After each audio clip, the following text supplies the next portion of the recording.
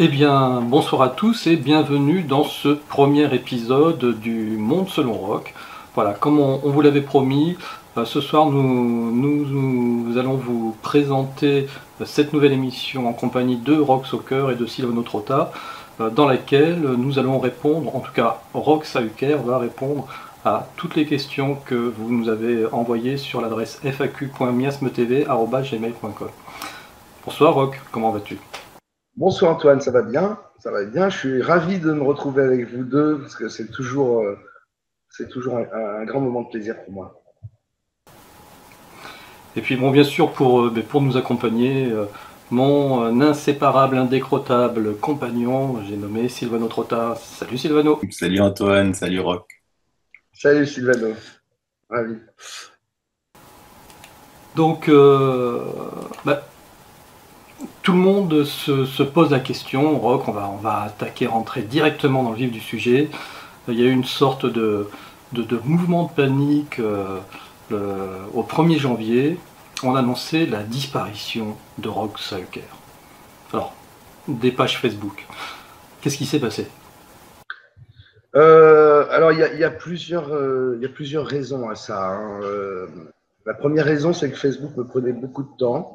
C'était beaucoup de contacts avec des personnes qui voulaient profiter de l'opportunité pour me poser des questions, pour discuter avec moi, puis des lecteurs, des vieux lecteurs que je connaissais, qui étaient venus aux rencontres, qui en profitaient pour me saluer, etc. Et à chaque fois, j'essaye de répondre,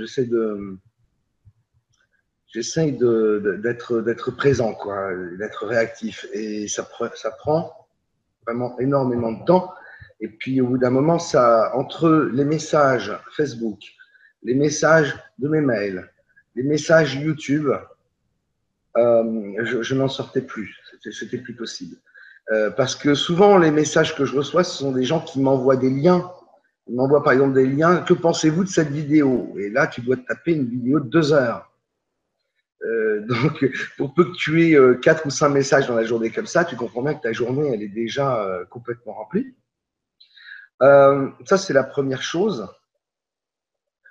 Ensuite, je me suis rendu compte, si tu veux, qu'il se passait Facebook devenait une sorte de drogue en même temps. Il y a un phénomène d'addiction qui, se, qui se produisait. Et j'allais sur certains sites, enfin certaines pages Facebook, quand on m'indiquait certaines pages. J'allais sur les groupes. Moi, j'avais 3 pages. J'avais ma page personnelle, la page du magazine Top Secret, hein, Top Secret, le magazine, où on met les actus du mag. Et j'avais la page dont Silvano s'occupe aujourd'hui avec Géraldine et puis avec d'autres admins qui sont, que je remercie. Je profite pour remercier toutes ces personnes qui font ce travail-là de vigilance, de veille, parce que c'est indispensable. Et donc j'allais également sur le groupe des amis du magazine Secret, du magazine Top Secret, qui est un groupe fermé. Donc, je ne sais pas si tu te rends compte du temps que Facebook finissait par me prendre dans la journée. Et comme moi, en même temps, je me suis retrouvé dans une période où j'avais besoin de ne plus m'éparpiller, de me recentrer sur moi-même et de me retrouver euh, sur, euh, sur des valeurs personnelles, etc. Euh, et comme je voyais que sur Facebook, je voyais de plus en plus vraiment comme quelque chose, mais qui vraiment me finissait par me heurter en profondeur. Je voyais de plus en plus une espèce de dérive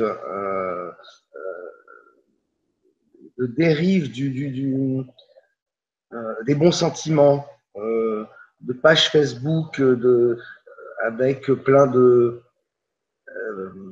cartes postales, de citations un peu sirupeuses sur l'amour, sur la bienveillance, le bien-être, etc.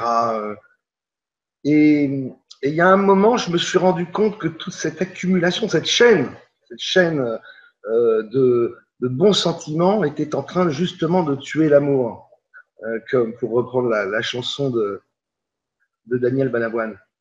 Et c'est devenu quelque chose qui m'est apparu vraiment très fortement et qui est devenu quelque chose que je n'arrivais même plus à supporter, quoi.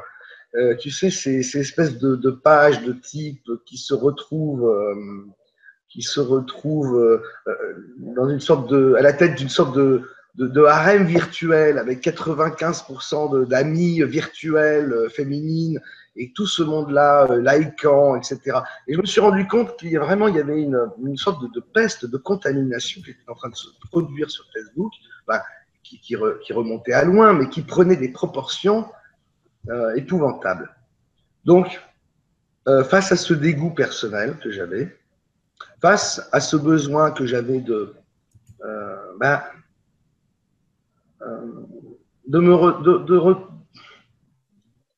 me retrouver en silence un peu. Depuis un an, ça a été la cavalcade, ça a été une année assez difficile. Entre les conférences, mes déplacements, les messages dont je vous ai parlé, j'ai eu vraiment besoin de faire une pause. Voilà. L'explication est tout aussi simple que ça. C'était un besoin. Ça ne veut pas dire que je ne reviendrai pas sur Facebook, mais j'y reviendrai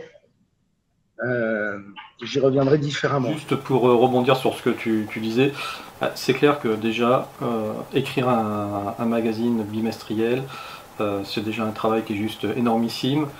Passer 5 à 6 heures par jour sur Facebook ou autre pour prendre connaissance des messages, y répondre, regarder les commentaires qui sont sur tes vidéos, etc. Bon, c'est juste un travail de titan. Donc voilà, ça explique aussi pourquoi cette fermeture de Facebook. Je pense que tout le monde maintenant le comprend et est rassuré. Parce que avec d'autres projets que j'ai en plus, j'ai des gros projets en ce moment. Donc les projets que j'ai ne me permettent pas de dépenser plus de temps comme ça. Et je voudrais aussi avoir le temps d'écrire mon livre. Ça, je me rends compte que c'est même pas encore possible. À l'heure actuelle, je n'ai pas pu démarrer. Et puis oui, il n'y a pas de complot, il n'y a pas eu de pression. C'est juste une histoire personnelle, intérieure, de remise en question. Et ce besoin qui fait partie de mon parcours de vie, qui est important, ce besoin, il était empêché quelque part par ma présence sur Facebook parce que, eh bien, il y a cet effet aspirateur qu'il fallait que je coupe. Alors, je ne peux pas couper mes mails parce que ça fait partie de mon travail. Je ne peux pas couper mon téléphone. Donc, je suis toujours joignable. Et je continue à travailler et à être toujours dans la recherche et toujours dans la passion de la recherche. Mais voilà, il y a un moment, il faut savoir se donner du temps pour soi-même. Et Facebook, c'était un des seuls leviers qui me permettait de gagner du temps. Ok, bon, de toute manière, voilà, comme on l'a dit, on le comprend. Et on te remercie du coup de consacrer quelques heures mais à travers Miasme TV, à tes auditeurs pour pouvoir répondre à toutes ces questions. Et bien, non seulement ça, mais en plus, c'est moi qui vous remercie et c'est moi qui remercie Miasme TV parce que effectivement, cette émission qui va me permettre de répondre à la mesure de mes possibilités, parce que je crois savoir que, à mon avis, si ce sont les questions que je reçois tout le temps, ce sont des questions qui sont souvent assez complexes et qui nécessitent des réponses encore plus complexes. Donc, c'est moi qui vous remercie de me faire gagner du temps à travers cette émission. C'est de rien. On peut commencer tout de suite par une question qui, évidemment, est venue un petit peu partout de ta dernière vidéo, sur que moi, j'avais dit que c'était une métaphore sur la fermeture des volets des hublots des vols transatlantiques. Évidemment, il y a eu des gens qui disent « Mais coucou, qui c'est qui va prendre un vol transatlantique bientôt? Est-ce qu'on pouvait regarder à travers les hublots ?» Comme si, à travers les hublots, on allait pouvoir apparaître des choses extraordinaires et formidables. Donc, Absolument, voilà. ouais. Oui, ce petit passage de la vidéo, qui, je le rappelle quand même, était une vidéo qui était consacrée à la préhistoire. Hein. Donc, en fait, le passage sur la NASA est un petit gimmick. C'est un petit. Le passage sur, entre guillemets, les questionnements sur la Terre plate, etc. C'est pas le cœur du sujet de cette vidéo, puisque là, je passe encore à un autre niveau, dans une autre dimension. Et vous verrez dans la vidéo suivante, dans la prochaine vidéo qu'on a déjà tournée et qui est en cours de montage, vous verrez qu'on va encore développer, aller encore plus loin dans le questionnement. Ça risque d'en surprendre pas mal. Donc, pour en revenir à cette histoire du hublot, moi je suis éditeur, je suis auteur. Donc je parle à ce moment-là je suis quelqu'un qui se pose des questions et qui pose des questions. Je lance des questions et pour que les gens puissent réfléchir et s'interroger là-dessus, vérifier par eux-mêmes, expérimenter, etc.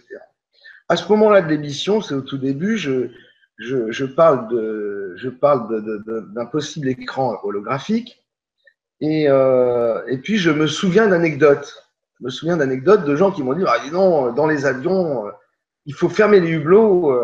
Et puis je te dis, c'est sévère, quoi. Si jamais tu le fais pas, moi je me suis vu limite engueulé par l'hôtesse, etc. » Donc évidemment, je ne dis pas que les hôtesses et les stewards sont dans un complot mondial pour qu'on ne puisse pas voir un hologramme et un écran holographique d'un faux espace avec une fausse lune, un faux soleil et de fausses étoiles. J'ai jamais prétendu ça.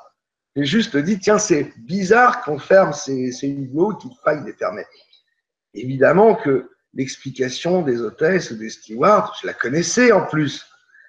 Parce que quand moi j'ai reçu cette remarque d'amis qui avaient voyagé sur des longs courriers, je me suis renseigné. Je connais aussi des gens qui sont dans l'aviation. Donc, évidemment, je connaissais l'histoire du « un passager qui dort est un passager en or ». Évidemment, je la connaissais, cette histoire, et je sais très bien, et c'est tout à fait logique et normal, que les stewards, les hôtesses, préfèrent avoir des passagers endormis plutôt que des gens qui vont pendant tout le voyage. Je connaissais moins la version officielle qui consiste à dire que c'était pour habituer le regard l'optique des passagers en cas de crash, en cas de problème, à trouver ensuite les sorties de secours. Bon, mais tout ça paraît tout à fait logique et acceptable comme raison. Sauf que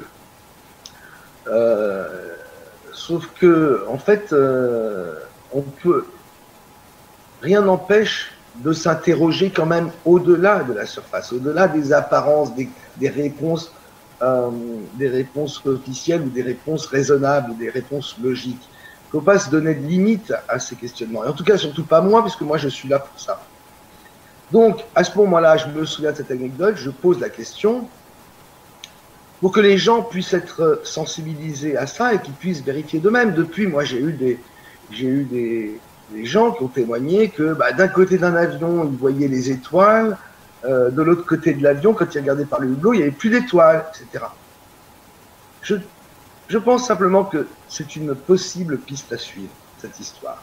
Je n'ai jamais affirmé qu'il y avait un complot des stewards ou des hôtesses, ni du personnel de bord. Je n'ai jamais affirmé qu'un avion volait au-dessus d'un écran. J'ai posé la question. Voilà, c'est tout. Le problème, évidemment, c'est que derrière, vous avez le trolling qui vient. Donc, malheureusement, c'est là où il va falloir que moi, je fasse attention. C'est que d'une émission d'1h30, d'une heure, je ne sais plus combien, les gens vont malheureusement achoper juste sur cette question, alors qu'on n'est pas encore arrivé au cœur de l'émission, qui soulève un lièvre épouvantable, parce que vous allez voir la suite, qui est la réalité de la préhistoire. Bien sûr. Et malheureusement, voilà, avec des petites erreurs comme ça que j'ai commises, parce que à ce moment-là, je me souviens d'une anecdote et que je me dis, ah bah tiens, on peut poser la question, ça serait intéressant que les gens fassent leur boulot. Ils me disent, il y a des stewards qui m'ont dit, très aimablement d'ailleurs, hein, oh, que je vous suis depuis longtemps, mais là, je dois dire que, bon, le souci, c'est ça, c'est que les gens, on a l'impression qu'ils n'entendent pas vraiment ce qu'on dit. Quand on pose une question, on ne lance pas une affirmation. Et enfin, voilà, c'est juste une nuance qu'il faudrait que les internautes soient plus vigilants là-dessus. C'est clair. Ça fait partie, hein, ça fait partie des os à ronger. Quelque part, j'ai donné un petit peu un os à ronger, je dois dire. Après, ça dépend des Après, c'est pas plus mal pour le mécanisme, au niveau du mécanisme de la conscience. Ça oblige ça a obligé des milliers de personnes à s'interroger sur cette situation. Et de ce point de vue-là, c'est déjà. Bon, en tout cas, ça va donc rassurer Augustin qui nous avait écrit, qui lui est pilote de ligne et qui nous affirme qu'effectivement dans le cockpit des pilotes, hein, il n'y a pas de cache visière qui voit bien l'extérieur, qui voit les aurores boréales, qui voit tout ce qui se passe, voilà, et qu'il n'y a pas de. Et tout à fait. Mais il n'empêche d'ailleurs aussi, mais là c'est encore une anecdote dont je me souviens, je pense que Sylvano doit s'en souvenir aussi, et toi Antoine également, de cette anecdote de ces pilotes sur un vol transatlantique, je crois, ou Pacifique, qui avaient vu de curieuses lumières dans l'océan, remontées de l'océan. Je ne sais pas si vous en souvenez de ça.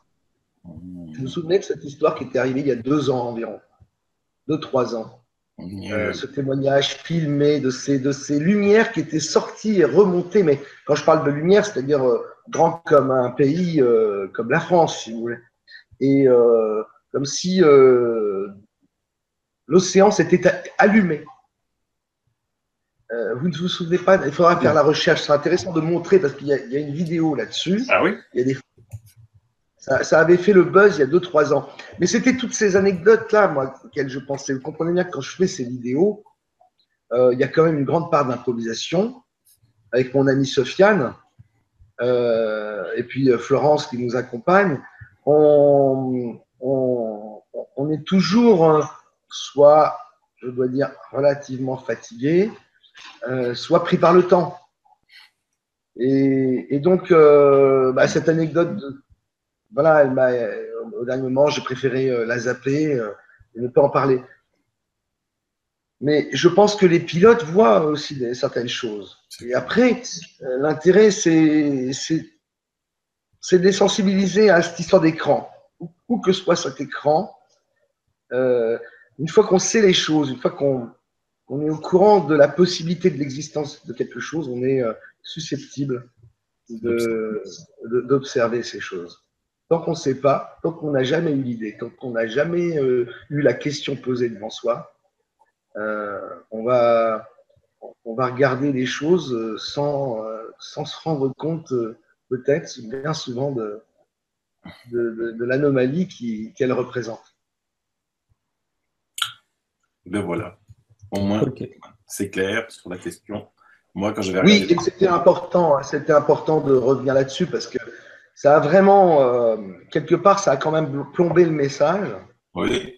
Ça, c'est le manque d'expérience de ma part.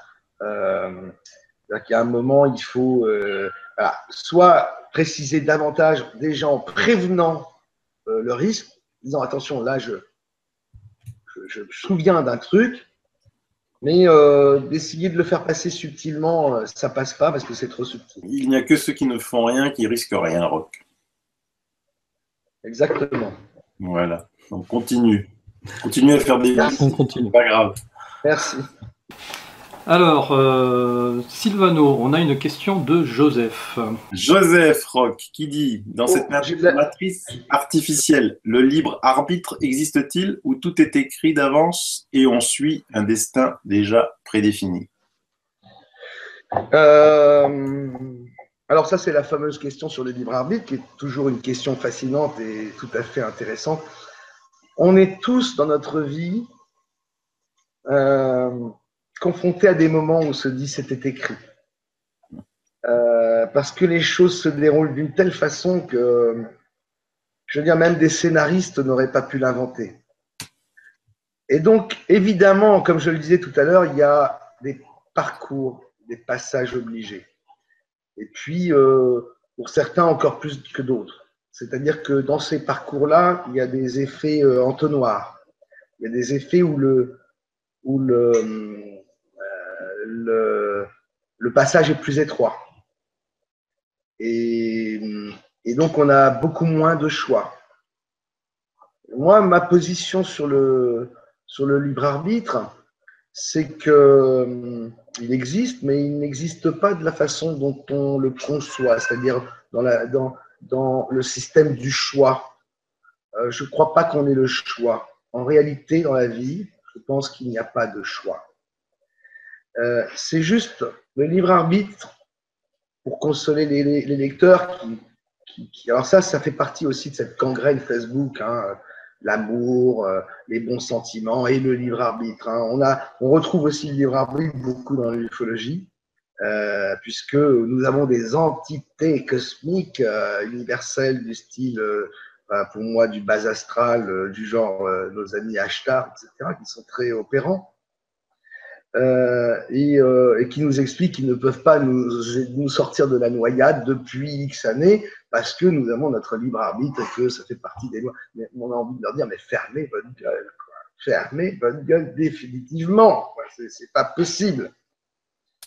Et surtout qu'ils n'ont rien prévu, ces gens-là. C'est que de l'enfumage perpétuel. C'est du sirop de grenadine à longueur de journée. Et il n'y a aucune info de l'enfumage, les crayons, je ne sais plus, je ne me souviens pas des noms, mais enfin bon, ça procède de toute cette gangrène qui est en train de tuer l'amour. Et c'est ça que j'ai envie de dire aussi par rapport à ce qu'est l'amour. On a eu un messager, un porteur de ce que moi j'appelle l'épée d'amour, l'épée d'acier, qui est venu dans ce cycle-là de 1000 ans. Il est venu nous apporter justement, par son sacrifice, ou en tout cas par son message, une vibration. C'est-à-dire qu'il a modifié le programme dans lequel nous vivons. Il a infiltré une onde dans cette matrice artificielle, qui est une onde vibratoire, je l'appelle christique, mais en tout cas une onde vibratoire d'amour, qui est une puissance vraiment fondamentale. Et ce à quoi j'assiste, alors si tu veux, cette vibration qui est maintenant dans le programme, dans la simulation dans laquelle nous vivons, avant que ce message ne soit délivré, elle était inexistante en l'homme. Elle s'est greffée à l'être humain à travers son cœur. Et il n'est pas un être humain sur la Terre, alors, je ne parle pas des sangs noirs ou de certains hybrides, etc., mais qui ne soit pas impacté, imprégné par cette vibration. C'est-à-dire que même à la limite, le pire des tueurs en série va avoir de l'amour pour son chat ou pour sa grand-mère ou pour sa mère, etc. Sauf à être un bâtard des sangs noirs, etc. Mais cette vibration est impactée, elle est fondamentalement liée à l'être humain et au cœur de l'homme. On est aujourd'hui des milliers de personnes en train de chercher la vérité, qui est la seconde épée, c'est l'épée d'argent. Cette vérité, on y viendra plus tard, parce que moi, ça me tient à cœur. Je suis un chercheur de vérité, comme des centaines de milliers d'autres chercheurs de vérité. On est en train de la chercher, on est en train d'accélérer le travail, on est en train de devenir de plus en plus pointu, on en parlera tout à l'heure. Et pendant qu'on est en train de chercher cette épée de vérité, derrière, vous avez un boulot de massacre de la première épée. Or, on sait que si on n'a pas réuni ces deux épées ensemble dans le cœur des hommes, on n'arrivera jamais à s'en sortir et à sortir de cette matrice, ou en tout cas de la faire vriller définitivement. Et c'est ça, c'est ce que j'ai envie de dire vraiment aux internautes et notamment à ceux qui sont sur Facebook, sur ces sites, à liker toute la journée des messages. Alors, c'est vrai que c'est à pleurer tellement c'est gentil, tellement ce sont des beaux messages, etc. Et c'est clair. C'est comme d'être je suis contre le mauvais temps ou contre la mort, quoi, grosso modo. C'est ça. Et en réalité, ils sont en train d'enlever toute la substance du message d'amour véritable qui a été posé dans ce monde par le premier porteur de la première épée. Alors maintenant, donc, je reviens au libre arbitre, excusez-moi encore de cette digression.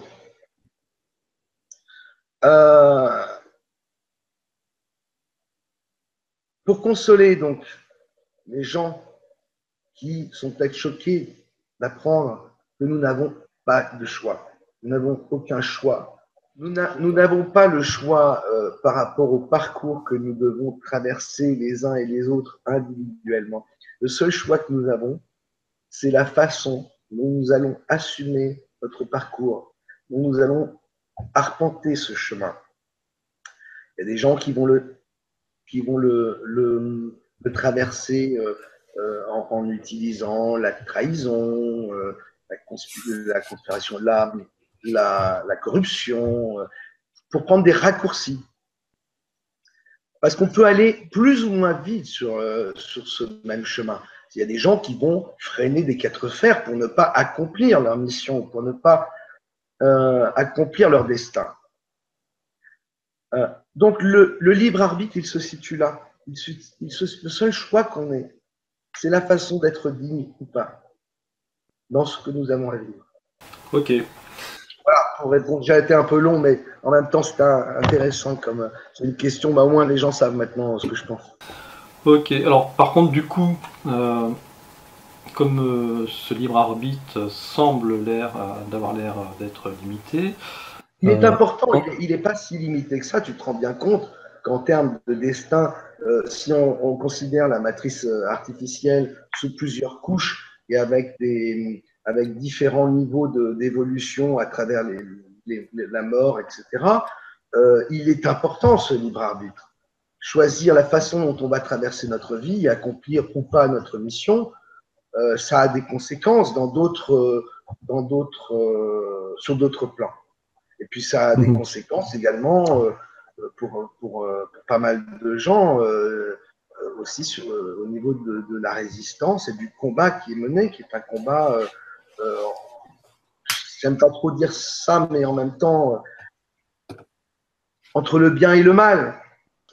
Il y a un bien, il y a un mal. Là aussi, c'est un grand mensonge de nous faire croire, de nous avoir fait croire que d'un point de vue philosophique, en tirant de façon fractale la question jusqu'au bout, jusqu'à ce qu'elle perde tout son sens, qu'il n'y avait pas de bien et de mal. Le bien et le mal, c'est un peu comme le libre arbitre, il faut aller le chercher ailleurs que dans des notions juste basiques qu'on peut trouver dans les livres ou dans des postulats de base. Parce que, du coup, moi je voulais te poser la question, malgré tout, donc quand même ce libre arbitre, il n'est pas si libre que ça, il est quand même quelque part un petit peu limité. Ça signifie qu'on a le choix de rentrer en résistance ou pas, ou c'est déjà un choix qui a été fait en amont et quoi qu'on fasse.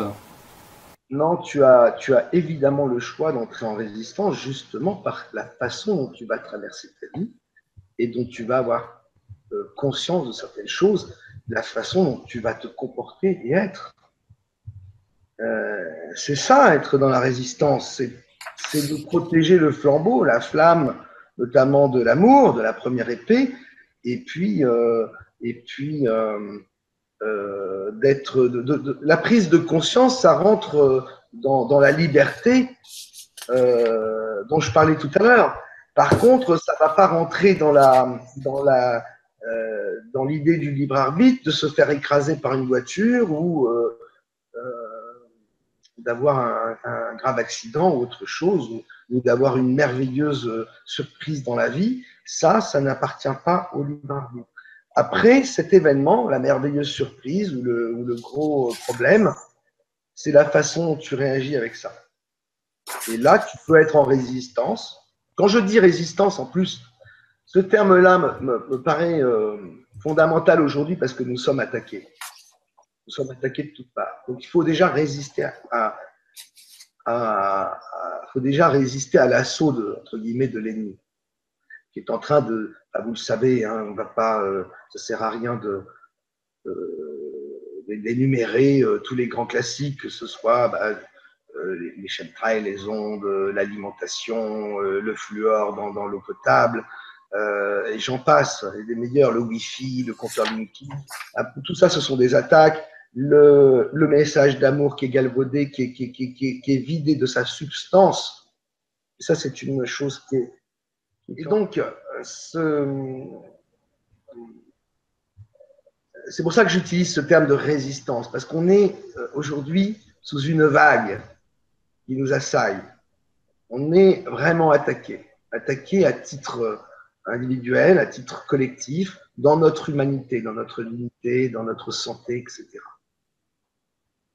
Alors, il faut résister à ça. Et donc, il faut être résistant. Mais ce n'est pas l'objectif. Résister, c'est déjà, ça signifie qu'il y a une prise de conscience. L'objectif, ensuite, c'est de devenir des bâtisseurs de miracles. C'est-à-dire de tordre la matrice.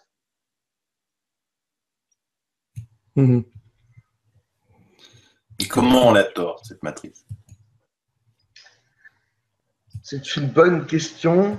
On la tord en comprenant déjà qu'on est des lions, que nous sommes des puissances, que nous avons ce pouvoir et que nous vivons dans un monde où tout est possible. Et lorsqu'on a déboulonné l'ego, c'est un peu le travail que, en toute modestie, j'ai reporté à plus tard et qu'aujourd'hui, voilà, je suis obligé de le faire. L'ego nous dit toute la journée, l'ego c'est la programmation, si vous voulez, des faux dieux. Et l'ego nous dit toute la journée, mais non, tu peux pas faire ça, mais non, c'est pas possible, mais non, tu n'arriveras pas, etc.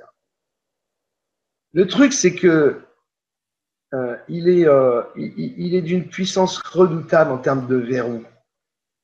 C'est-à-dire que il nous empêche à voir la vérité et à regarder la réalité telle qu'elle est en face, à savoir que en réalité nous vivons dans l'astral et que tout est possible dans ce monde. C'est juste ce qu'il faut, c'est déverrouiller l'ego, le verrou, et qui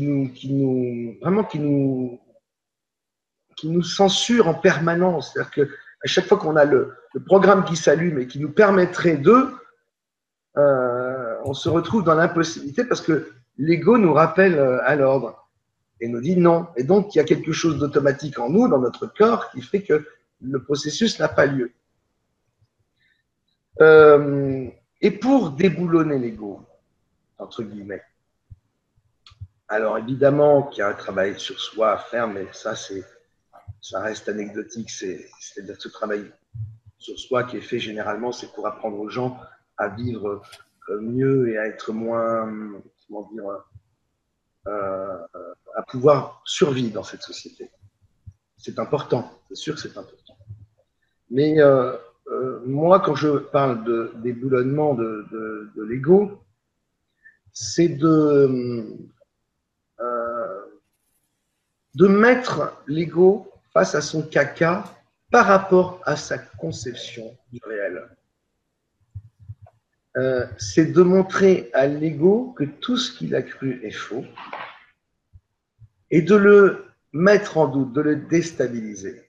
Et je pense qu'à partir du moment où on aura blessé l'ego, hein, c'est la fameuse image de la bête, du dragon qui est blessé à la tête, une fois qu'on a blessé ce mental et qu'il arrive au doute, parce que certaines personnes, gentiment, ont dit mais vous êtes en train de lancer une nouvelle pensée ou un truc, ça paraît, enfin bon, on coupera. Hein. Mais voilà, vous faites du kérisme, tu sais, en partant de mon nom. Et une fois qu'on a mis le doute dans la tête du dragon, qu'on a blessé sa tête, je pense qu'à partir du moment où il est déstabilisé, on pourra vraiment enfoncer la porte et à ce moment-là devenir des bâtisseurs de miracles.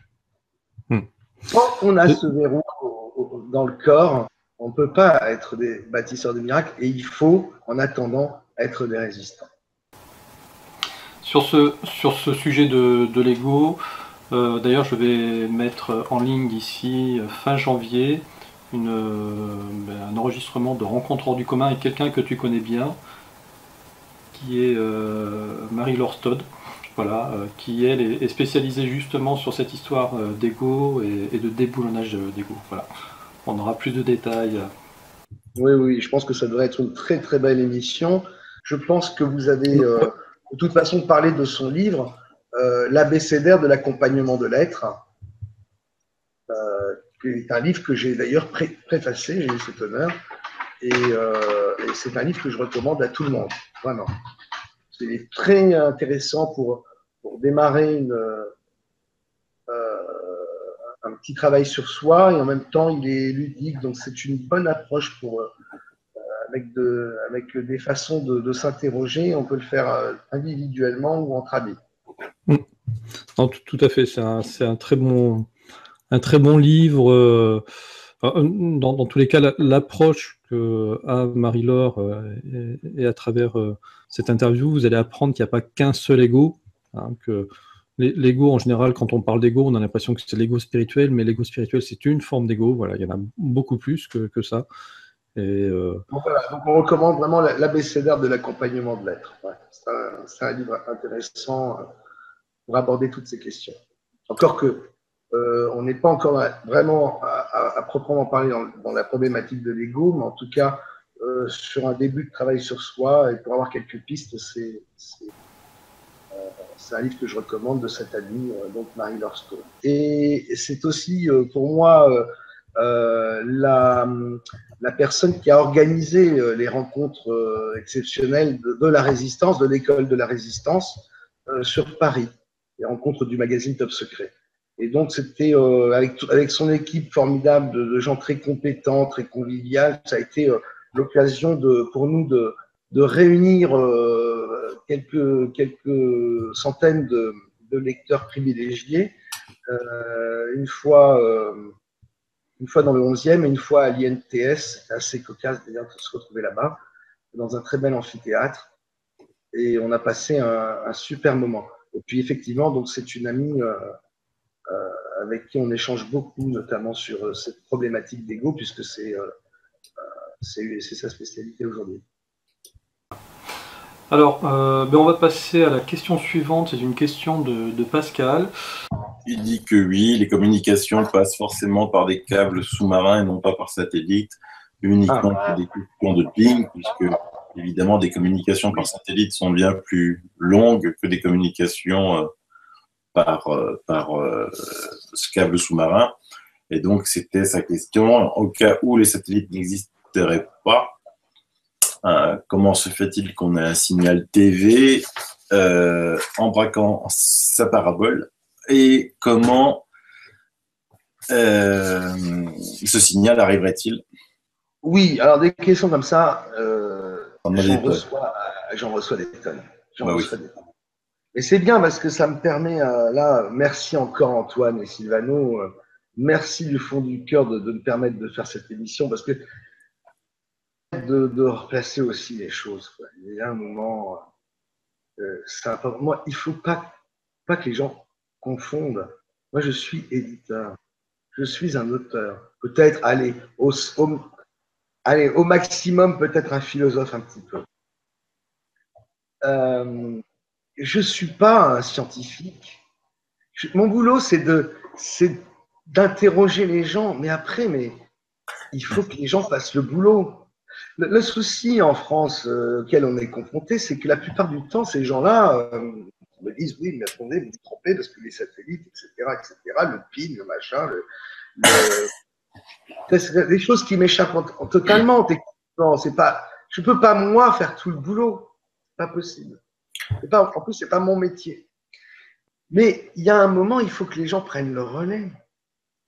J'aimerais vraiment, parce que là, je vais profiter et puis je le ferai souvent, ça. Je vais profiter de Miasme pour faire un appel, parce qu'il est temps qu'en France, on se réveille. Il y a vraiment un souci.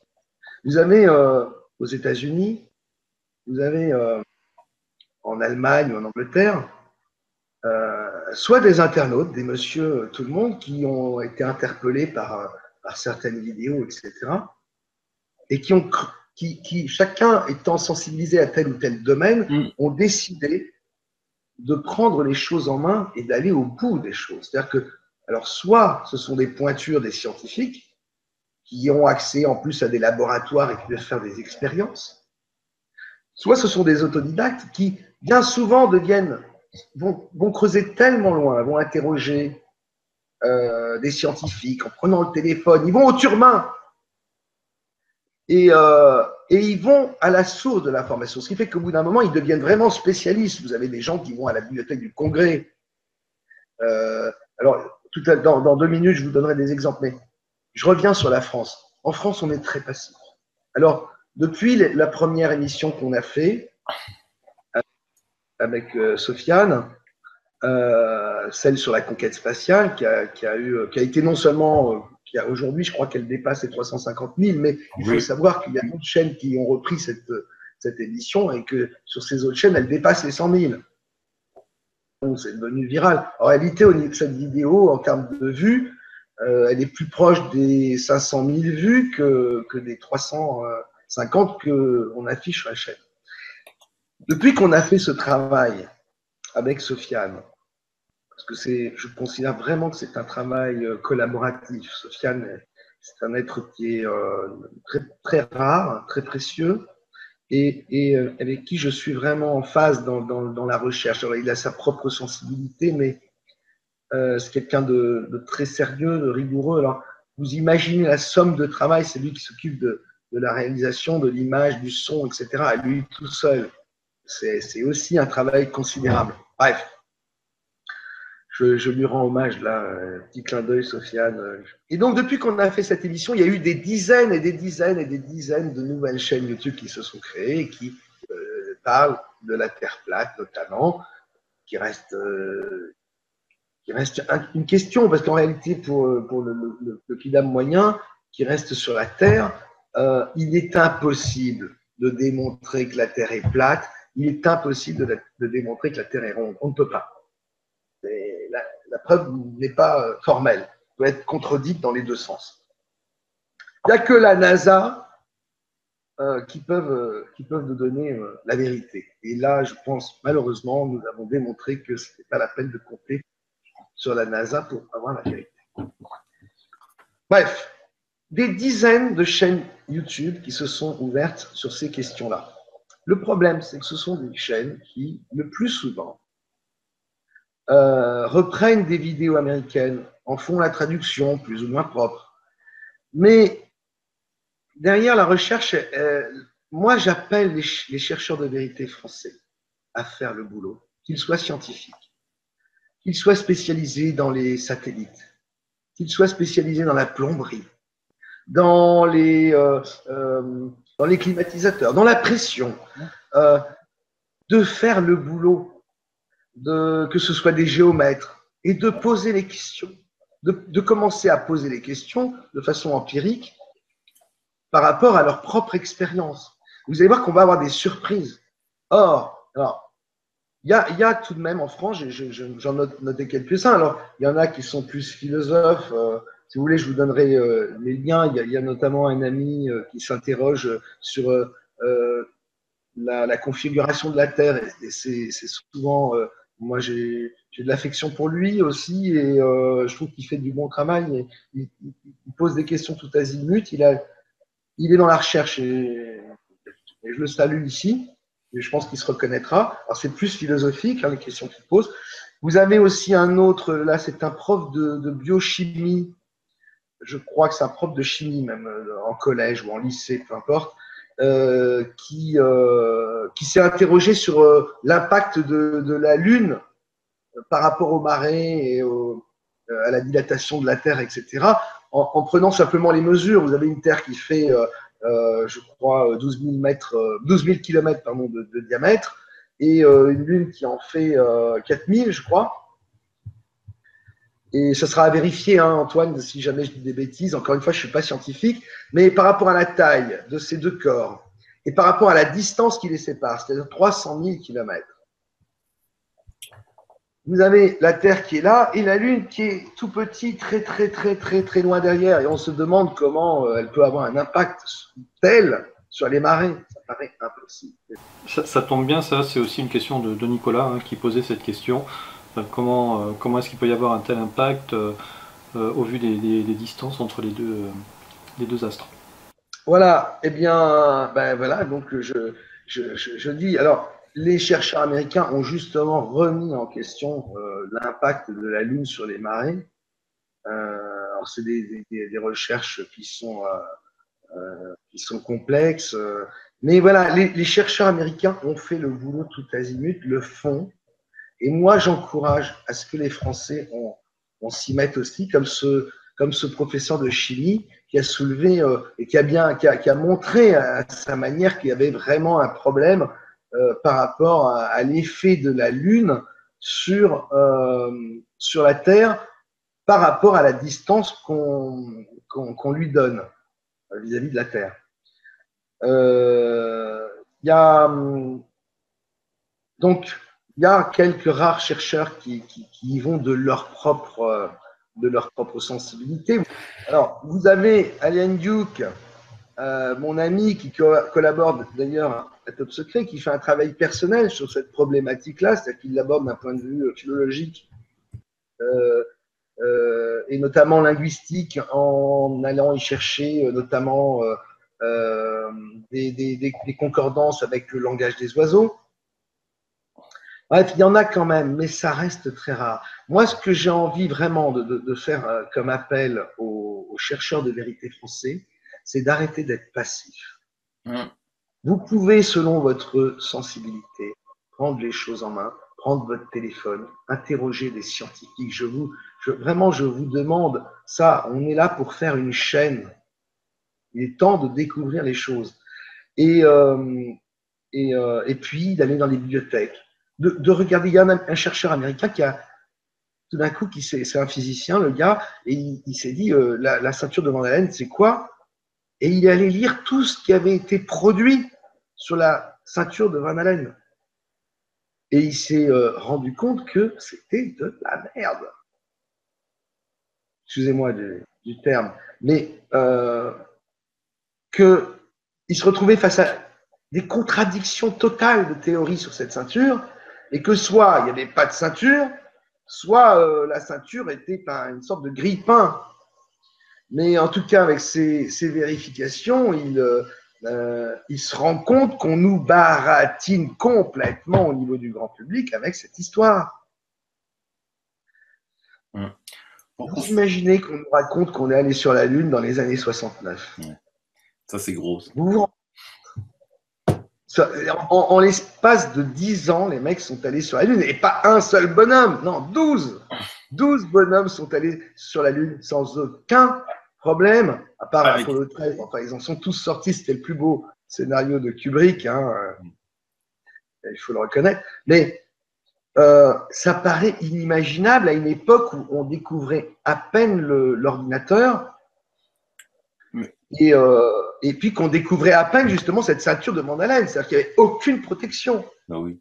Et puis quand tu vois… Vous imaginez qu'aujourd'hui, excusez-moi, je vous interromps, mais ça me passionne cette histoire. Vous imaginez qu'aujourd'hui, vous avez quand même, il faut le savoir, Virgin, il y a 15 ans, nous annonçait qu'il allait envoyer des gens dans l'espace avec ses fusées et qu'il allait faire du tourisme. Ouais. Il y a 15 ans, avec les technologies d'aujourd'hui, il est toujours planté au sol. Et oui. Vous avez SpaceX qui arrive, mais c'est un peu fantaisiste avec ses fusées qui atterrissent, qui redécollent, enfin qui reviennent sur des plateformes. Imaginez, histoire de faire un peu plus spectacle dans les plateformes en plein océan. Enfin, une espèce de spectacle inimaginable pour qu'on soit un peu en état d'hypnose. La Chine, il y a 10 ans que la Chine nous annonce la Lune. Exact. Vous pensez que les Chinois, avec la technologie d'aujourd'hui, les moyens qu'ils ont aujourd'hui dans le monde en termes d'économie par rapport à la planète, vous croyez que les Chinois, finalement, sont au stade où ils sont en train de parler de faire une contrefaçon de l'ISS pour 2018? Oui. Mais Rock, tu as tout à fait raison dans ce que tu dis. Moi, je me demande combien de gens ont pris la peine de regarder de près, c'est-à-dire de très très près, en prenant un focus, un zoom des stations Apollo, quoi. C'est du carton-pâte, c'est du schmilblick, c'est de la tôle alu, c'est du papier aluminium. Et ce truc-là, il a été sur la Lune, il a redécollé sur la Lune avec un système où mon smartphone a une puissance de 10 000 fois supérieure à ce qui se faisait en 69. C'est juste complètement débile. C'est ça, Sylvano. Ça me fait tellement plaisir d'entendre ça. C'est vrai que voilà, j'allais oublier cet aspect-là des choses. C'est-à-dire que ce LEM est tout à fait invraisemblable. Enfin bon, et tout ça sans le moindre incident. C'est à chaque fois le jackpot, c'est le rêve américain. Ah oui. Ça tenait dans les années. Et puis, bon, Antoine, tu me feras le plaisir, parce que nous, dans les émissions des rendez-vous avec Rock, on n'a pas eu le temps de le faire. Je n'ai pas eu le temps d'en parler, mais les astronautes sur la Lune qui tombent et puis qui sont relevés par des élastiques, c'est fantastique. Ah oui. Il y a quelques extraits comme ça qui sont extraordinaires. Les astronautes qui sont en plein déséquilibre et tout d'un coup, ils repartent en arrière. Un autre qui est élevé du sol et puis il va toucher le sol et au moment de toucher le sol, hop, il rebondit. Et puis tout ça, c'est des élastiques. Parfois, on les voit, c'est des élastiques. Ouais. Oui, alors, ça, c'est extraordinaire. Le LEM qui s'en va, je dois reconnaître comment ils ont réussi à faire cette espèce de zoom, enfin pas de zoom, mais de travelling vertical. On peut considérer qu'ils pouvaient poser la caméra, une caméra statique qu'ils allaient abandonner. Ils ne sont pas à quelques milliers de dollars ou millions de dollars près dans une opération comme celle-là. Et donc, ils posent une caméra sur un trépied, grosso modo. Mais bon, ils vont pouvoir filmer la truc. Je ne sais pas si c'est vraiment possible. On pourrait supposer que, surtout à l'époque, avec les bobines, c'est combien de temps? C'était des bobines, hein, il n'y a pas de courir après, hein. Eh oui, c'est ça. Donc, c'est quand même très angoissant. Alors, peut-être les télécommandes, ça existait quand même, les télécommandes. Mais est-ce que oui, mais il faut que tu récupères la bobine après. Non, tu récupères pas forcément la bobine, ça peut être une diffusion télé. Hein. Il faisait quand même, n'oublie pas, en léger différé, quand Armstrong pose son pied, il est filmé, ça apparaît à Houston, Houston reçoit les images, et ensuite, Houston, les télévisions qui sont sur le poste de commandement de Houston filment l'écran. C'est pour ça que les images sont d'ailleurs aussi pourries. Mais bon, il y avait une télédiffusion. Donc là, après, pourquoi pas sur ce truc. Mais c'est vrai que c'est sur cette affaire de caméra du décollage du LEM, le plus intriguant, c'est le zoom. Est-ce qu'il y avait un capteur et la caméra a pu suivre le capteur? Bon, on va dire, voilà, ça, ce sont des questions que les scientifiques français, je vous appelle tous ceux qui se posent des questions, tous ceux qui sont ouverts d'esprit, Vous avez les moyens de faire vos vérifications. Ne soyez pas passif. Ouais. N'attendez pas après moi. Je ne peux pas être sur tous les coups. Je suis juste quelqu'un qui lance des alertes, qui va poser des questions. Et tu as Balancer mille des fois questions. raison, puisque l'autre soir, avec Antoine, on a reçu Jérôme Maury qui avait fait un article dans le numéro 88 de Top Secret sur la matrice de l'eau. Et Absolument. il est frigoriste de métier. Tu vois? Absolument. Absolument. Alors, ce sont des gens qui pourraient notamment s'intéresser au niveau de l'ISS sur comment fonctionnent ces canalisations, le réchauffement, etc., au niveau du vide notamment. C'est clair. Et des tonnes de questions qui sont, parce qu'on sait bien que souvent le diable se cache dans les petits détails. C'est ça. Alors, moi j'en ai d'autres questions, mais toujours au niveau des planètes. J'ai Poulpe Faction qui se pose la question, comment est-ce que les astronomes parviennent à recueillir toutes les mesures qu'ils font sur les planètes lointaines, sur la taille, la masse, voilà, tout ce genre de détails, si finalement on est dans une matrice complètement isolée. C'est une très bonne question aussi. J'invite cet internaute-là à faire les recherches pendant quelques mois, à se spécialiser dans cette question si c'est ça qui l'intéresse. Il va trouver des réponses et il va sortir des choses intéressantes. Et à ce moment-là, qu'il nous les fasse connaître, qu'il ouvre sa chaîne YouTube, qu'il fasse une vidéo là-dessus. On a besoin de ça en France. Les Allemands le font, les Anglais le font, les Américains le font. Pourquoi les Français ne le font pas? Alors, est-ce parce que, quelque part, on sait bien que cette seconde renaissance, elle démarre en France et que, d'un point de vue scientifique, les formations sont et les écoles sont particulièrement formatées. Et peut-être qu'on ne choisit pas les étudiants en sciences en fonction de leurs compétences et de leur savoir et de leur curiosité, mais plus sans doute en fonction de certaines caractéristiques psychologiques.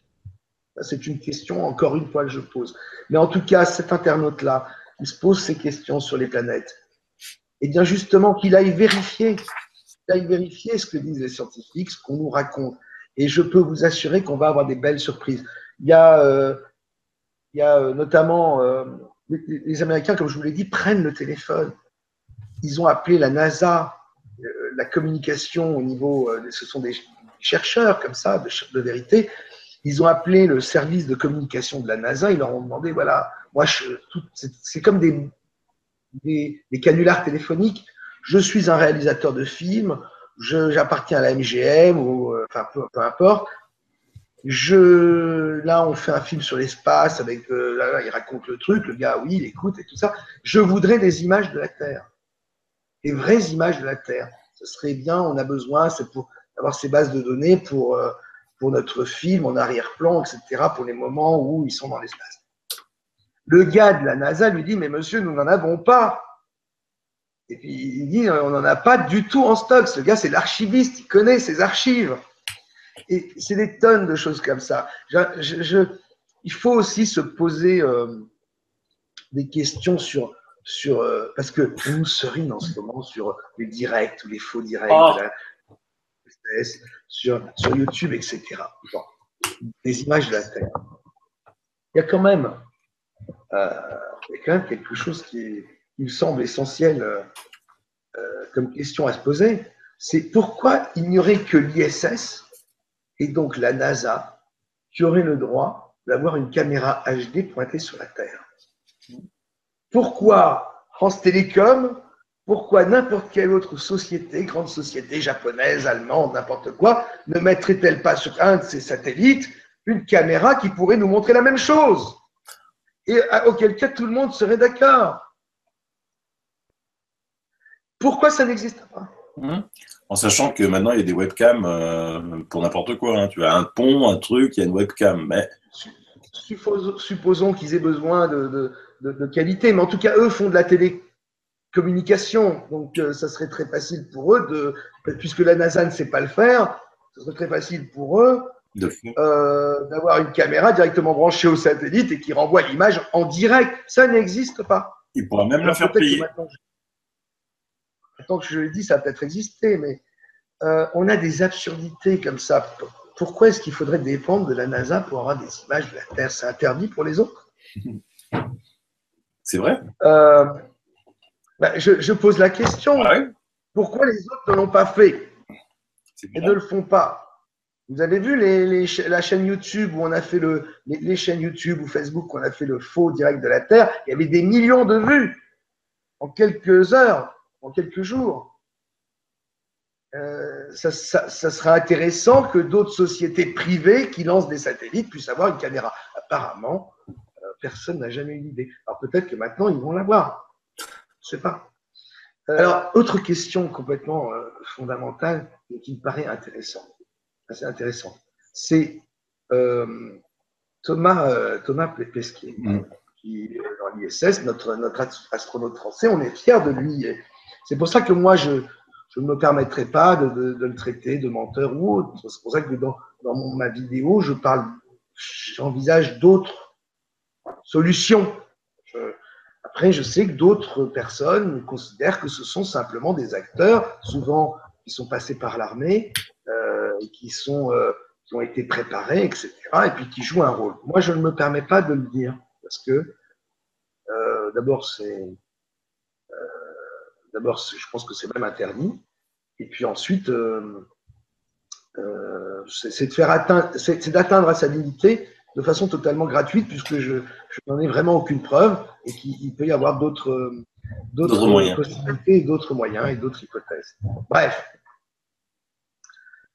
Donc, que ceci soit clair, hein, je ne sais pas des fois si je m'exprime clairement, mais enfin voilà, je ne dis pas que c'est un comédien. Comment se fait-il que Thomas Pesquet ait mis 3 jours pour rejoindre l'ISS, alors que dans le même temps, Armstrong, lui, rejoignait la Lune? Et tenez-vous bien, Tim Peake, l'astronaute anglais, celui qu'on a pris avec la main dans le bocal de chocolat, hein, celui qu'on a pris en flagrant délit derrière un écran chromaqué, Tim Peake a rejoint l'ISS avec le même vaisseau en 6 heures. Tout ça, ce sont des recherches qui ont été faites par des gens curieux qui ont pris toute la mission de Tim Peake, qui date d'il y a 3 ou 4 ans, et qui ont regardé tous les timings. Alors, je ne sais pas, peut-être parce que l'ISS c'était un endroit différent, ou peu importe, mais 3 jours au lieu de 6 heures. Et 3 jours pour la Lune. C'est étonnant. Et puis, c'est-à-dire que toutes ces aberrations, ils peuvent y aller à fond parce que, en fait, nous n'avons pas de mémoire. Nous n'avons pas de mémoire. Nous ne faisons pas attention. Il y avait une émission de télévision mainstream, hein, de scientifiques du lourd en anglais. Pour ceux que ça intéresse, on pourra éventuellement donner le lien. Dans cette émission, vous avez un scientifique qui est interrogé et il te dit ça, comme ça, un mec spécialiste, machin, et on lui parle de la ceinture de Van Allen ou autre, et le type se dit, mais écoutez, nous avons envoyé 6 personnes sur la Lune. Donc, le mec, le plus sérieusement, ça passe, personne ne relève que c'est pas 6 astronautes qui ont été sur la Lune. C'est le double. Alors, voilà, c'est ce que je profite vraiment de ton émission, Antoine, et Sylvano, de ta présence, vraiment pour faire un appel aux internautes. Il faut vraiment qu'on se prenne en main en France, que les scientifiques qui sont tant soit peu curieux, je suis sûr qu'il y en a, prennent la peine dans leur domaine respectif, au lieu de balayer tout ce que je leur raconte d'un revers de main, simplement parce que c'est pas ce qu'ils ont appris à l'école, d'aller vraiment se pencher sur ces phénomènes. Vous aurez des surprises, certains de prendre leur laser et de comment se fait-il qu'on voit des montagnes à 300 km au même niveau que là où on se situe, et tout ça ne devrait pas être visible avec la rotondité de la Terre. C'est vrai. Donc, il y a des questions qui sont pertinentes. Il ne faut pas rejeter au revers de la main certaines questions qui peuvent paraître absurdes. Pareil pour l'histoire des hublots. Je pense qu'il y a moyen de vérifier en tout cas de façon rigoureuse, si on voit la Lune, les étoiles, à quel moment, comment, sous quel angle, à quelle heure. Faites le boulot. Et arrêtez, arrêtez de juste vous contenter de me poser des questions sur ces aspects techniques. Je ne suis pas scientifique. Bon, ceci dit, Roch, il y a Denise qui en a encore une question à te poser. Parce qu'elle n'a pas l'air d'être scientifique non plus. Et donc, elle te demande si, pour toi, tu penses que les planètes existent réellement ou est-ce que ce sont tout simplement des hologrammes? Il y a eu là aussi des chercheurs américains qui se sont interrogés là-dessus, qui ont fait des recherches là-dessus. Alors moi, j'ai pas pu ces derniers temps, là, justement, je faisais un peu d'introspection, donc j'ai un peu moins visité les planètes et je me suis j'ai un peu moins suivi les recherches actuelles là, qui sont très récentes sur la réalité de l'espace. Il y a Crow, mon ami Crow, qu'on a interviewé dans la dernière émission. Alors, c'était une capsule un peu particulière, celle-là. Hein. C'était la capsule Chercheur de vérité. Et on en fera d'autres, pas seulement avec lui, avec des chercheurs américains qui sont en pointe dans le domaine. Et donc, lui n'y croit pas. Pardon ? Lui ne croit pas à la réalité du système solaire. Et non, c'est pas ça, mais Crow a fait une émission dernièrement avec une pointure, hein, parce que c'est ça aussi l'intérêt et l'avantage qu'ils ont aux États-Unis, c'est que les États-Unis vont au turbin. C'est fini le temps de la passivité où on ne fait que répéter ce que les autres ont déjà dit. Ils sont là, ils sont dans leur labo, ils font les expériences, ils vont dans les bibliothèques, ils vont faire les recherches, ils vont chercher les articles en référé, ils prennent le téléphone pour appeler notamment la société allemande du programme SOFIA. Hein, ils ont téléphoné au programme SOFIA pour leur demander, mais alors expliquez-moi comment ça fonctionne ce Boeing qui, avec ses télescopes radioscopiques, peuvent donner les mêmes images que Hubble, etc. Le gars avec ses questions, mais sans en avoir l'air, de façon tellement intelligente et sensible et en douceur et avec tact, que le scientifique a commencé à s'embrouiller, à ne plus pouvoir répondre vraiment au-delà. C'était le gars qui était un des scientifiques du programme SOFIA. Et bien, à la fin, il dit « Oui, c'est peut-être des images Hubble. » Donc, faites-le, je vous encourage à pousser vos recherches et pas à vous contenter de me poser des questions techniques ou est-ce que comment est-ce qu'on arrive à avoir la télévision, etc., avec des paraboles qui sont pointées sur le ciel. Si vous travaillez dans les télécommunications, si vous êtes un installateur radar, si vous travaillez à l'armée ou si vous travaillez, faites ces vérifications, on compte sur vous, chercheurs de vérité français. On a besoin. Ok. Roch, on fait une pause.